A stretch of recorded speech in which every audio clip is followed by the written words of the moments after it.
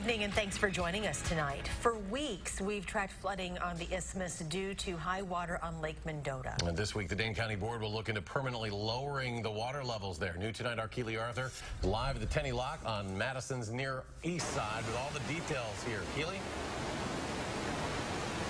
Well, the water here at Tenny Lock and all of Lake Mendota really was high prior to the flooding. Now, the DNR regulates the minimum and maximum levels of this lake. The county is trying to get it at the very minimum, but the county is also looking into asking the DNR to reduce that minimum to even lower as a way to permanently get these lake levels down.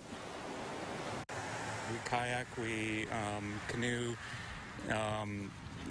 we do stuff with the dogs with the water. 30 years living on the isthmus, Brian Anderson couldn't get closer to Lake Mendota. We use the water. That's why we live near the water. Until this past month. Several feet away from the flooding. It's never been this much before. 2018's historic flooding seems to have everyone looking at Lake Mendota differently. It seems like every year it gets just a little bit more extreme. And thinking about what should be done to keep the water levels down. We have to figure out a way that we're going to be able to get rid of the water faster. We are going to be looking at the system as a whole and trying to find some answers to that. This Thursday, exactly 1 month since the record rainfall, the Dane County Board of Supervisors will meet, discussing two things. First, how to quickly lower the current water level at 851.7 feet to 849.6 feet, the minimum allowed by the Department of Natural Resources. All the rain that we continue to get continues to make that difficult.